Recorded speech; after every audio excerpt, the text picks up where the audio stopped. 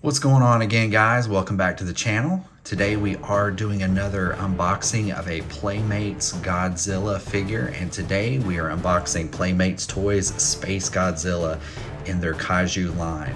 So before we get started, guys, I would like to ask you guys if you would hit that like button, hit that subscribe button, and hit the bell to be notified anytime the PopComplex uploads a new video. And also check out my merch store, PopComplex.com. There will be a link in the description. So I've got t-shirts, hoodies, and PopComplex coffee mugs.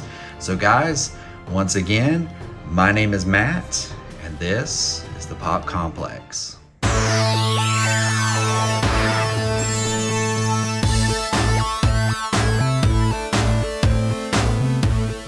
And we're back today with a Playmates Godzilla toy unboxing, and today we have SpaceGodzilla. So you can see him there in the package, guys. If I move this back a little bit, SpaceGodzilla was a kaiju that made his first and really only TOHO film appearance in 1994's Godzilla vs. SpaceGodzilla. Some of Godzilla's cells got sent into outer space, and they sort of mixed with some other celestial minerals. Long story short, SpaceGodzilla was born. He comes back to Earth trying to conquer the real Godzilla. So let's take a closer look at the packaging here, and this is in the same traditional Bandai Playmates open air, open box display type packaging. As you can see on the front, we do have the classic photograph of the 2004 Godzilla from the Final Wars film. I don't have this one, but I'm trying to get my hands on this particular figure so I can unbox it for you guys here on the channel. He takes up quite a bit of room. He's got a pretty long tail there with a smaller tip section there that is packaged separately, so we'll have to connect that once I get it open. But there he is, and there's the classic logo, the Japanese character logo for Gojira or Godzilla. On the front, of course, we have the massive, intense Godzilla logo, SpaceGodzilla, the official Godzilla logo right there, Playmates Toys. On the side, we have the same, and the name there, SpaceGodzilla, on both sides. Bottom of the package is just the underside, the open bottom of the package there. We'll flip it around to the back and take a look. And as you can see, we have a few of the other figures in the line. We have the Shin Godzilla from 2016's Shin Godzilla here. I do not have that one. We have Gigan from 2004's Final Wars, Destoroyah from 1995's Godzilla vs. Destoroyah. I will be unboxing that on the channel as well. And of course, SpaceGodzilla himself right there, guys. And if we zoom in, of course, we have the barcode and legal information. We have the Playmates and TOHO logos, the official Godzilla logo right there. Some of the other warnings and legal information there, guys, if you're interested in pausing and reading that. But there's the packaging, guys, and you can see SpaceGodzilla right there. So guys, that was the packaging. I'm not going to waste any more time. Let's get this massive kaiju out of the package and take a closer look. All right, and we're back with SpaceGodzilla from 1994's Godzilla vs. SpaceGodzilla. And first few impressions of taking this guy out of the packaging. It's a pretty impressive figure in its simplicity. It's not too complicated. I know this is a character that does have a lot of detail, especially in the colors and details of the actual suit that was worn for the film. So this is very simplistic, but it is nonetheless a beautiful figure in its simplicity. So we'll take a look, and I have a few minor issues that I am taking issue with, but we'll get into that. This guy is, first of all, very limited in articulation, but let's take a closer look. We'll zoom in here really close to the face, and as you can see here, we have the classic red eyes of SpaceGodzilla and the little crown here on his head, the little crown growth there. I got a little paint rub here on mine, but not a huge deal. That's to be expected with this the open air package, where it can be exposed to wear or anything else like that. So we'll flip it around. The head, you can see some of the ridges here, the bumps on the back of the head that kind of morph into the larger dorsal plates that Godzilla has. He has these two large crystal protrusions that he is most strikingly visually famous for, mixing with the, I guess the space minerals, the space crystals, kind of gives him these big crystalline shoulders. And there's not a whole lot of detail on the dorsal plates as far as any kind of shading. They are sculpted to look like the crystal formations, as you can see, but they are painted just a flat white. There's no shading, shadows, or anything painted in here. They are just a solid white. We at least have some gradient in the paint here, going from the white tips of the crystals down to the actual gray and then the black of Space Godzilla's skin there. And so you can see where the larger section of the base of the tail joins with the body. However, that is not a point of articulation. It's just a scene where the two pieces are joined. He has a pretty long tail, which I think, in my opinion, is the most impressive part of this figure. For some reason, I do like the fact that the Godzilla figures have the really long tails. There's something about that that really gets me excited to own the Godzilla figures that have the huge, ginormous tails. It gives the figure a sense of power, I think, and really expresses the power of the Kaiju. So we'll take a look at the chest plate down to the abdomen plate. It's that classic, that ruby red. It does have a metallic look to it, so it has an iridescent paint. And again, nothing as far as any kind of shading, shadowing, or gradients in the paint. It's just a flat metallic red there. And we see the rest of his body is just this flat. It's a glossy paint job, as you can see here, but it's just a one single coat of the charcoal gray of his skin.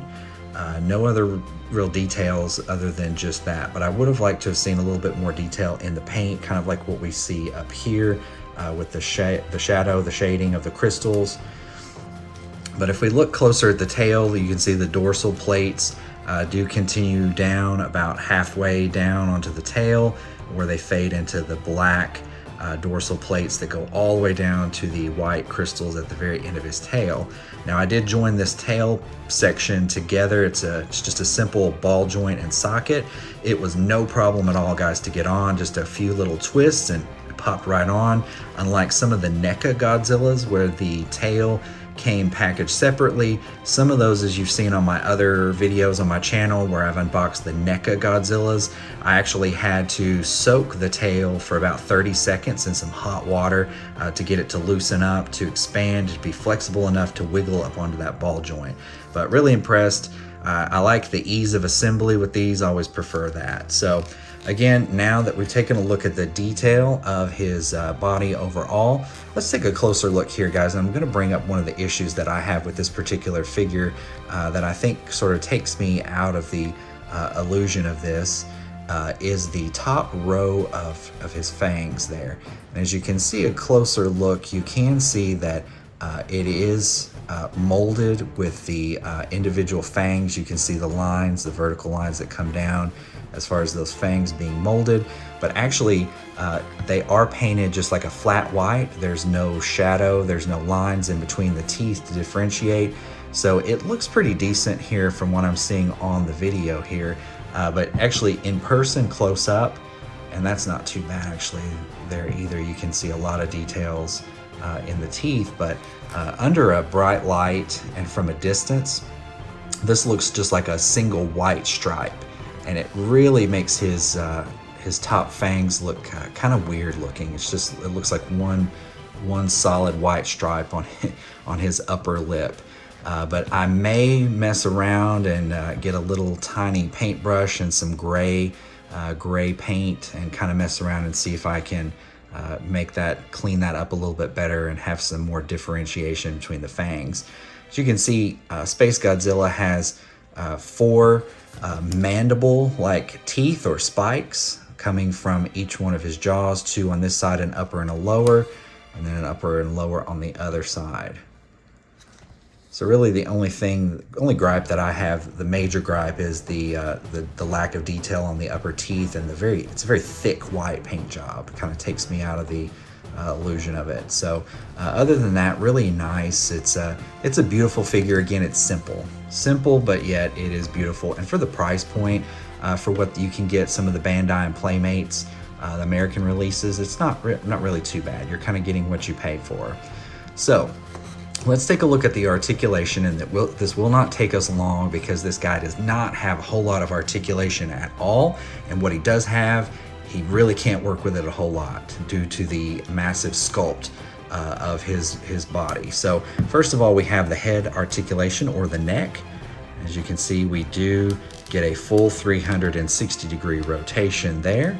So if you prefer, he can look to the left or he can look to the right.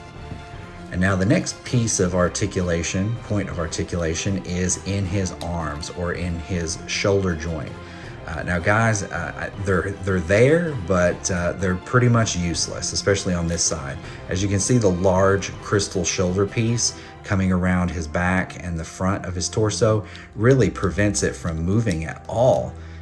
You can only get maybe 1 or 2 degrees up and down, but that's it. It might as well just be molded stationary in place. Same story with the other side, although not as bad. You can get just a tiny little bit more up and down. Again, it's just the way that his torso's molded. This shoulder piece just really prevents you from getting any sort of up and down articulation with the arm. So the pose that he is in with his arms, this one's slightly higher and this one slightly lower, that's what you guys are going to have to live with this particular figure. So then the next articulation is at the hip. And so we have the legs can go almost a 90-degree angle from the full downward pose until it stops right there. And again, guys, that is due to the way that his body is sculpted. It just, this thicker piece right up here on top of his hip just stops that right there. And he is, of course, posed already, semi-posed in this, his right leg facing frontward a little bit, kind of taking a step forward in front of his left leg. But the left leg has even less, probably at a 45-degree angle from the full down position, about 45 degrees, and you get that hard stop right there, and he is not going any farther than that. I mean, guys, you really don't need that much articulation with a character like this, and for what he was able to really move in the film, it's not really needed, but it is there. So the last point of articulation is the ankle. So we do have an ankle swivel. So he can go a full 360 degrees on his left, and his right, yes, as well. So you can bring those inward or outward, however you'd like that, but he stands pretty well on his own because his feet are pretty large and they're flat. So he does stand very well on his own, balanced also by his tail. So when he's standing displayed, he is not going anywhere. And one more piece of articulation here. The tail, where it joined to the ball joint, you can get a full 360 degree range there, but where the dorsal plates line up, I don't really see why you'd want to go much farther than that anyway. That would spoil the illusion of the dorsal plates coming down on the top of the tail. So that is it for articulation, guys, and that, my friends, is SpaceGodzilla from 1994's Godzilla vs. SpaceGodzilla. Guys, let me know what you think. Let me know if you have this figure and what you guys think about it. Let me know. Tell me all about your Godzilla, your Bandai and your Playmates Godzilla. Hey, tell me about your NECA Godzillas. Tell me if you're excited about the new Super 7 Toho classics that are coming out. I know that I am. They're pretty high in price point, but they look really awesome. And I'm looking forward to the SpaceGodzilla coming out in the Super 7 Toho Classics line. And he does look really awesome. I think those are about $85. So we'll see what happens when those come out, but I'm really looking forward to that. Guys, let me know down in the comment section. Again, if you would, check out the PopComplex.com for PopComplex merchandise, t-shirts, hoodies, and coffee mugs. Also, you can support the channel by going to patreon.com/the PopComplex to support the channel there to keep more great videos coming out, guys. Hit that like button, hit that subscribe button, guys. Hit the bell so you're notified anytime I upload a new video. And guys, thanks for watching and have a monstrous, awesome day.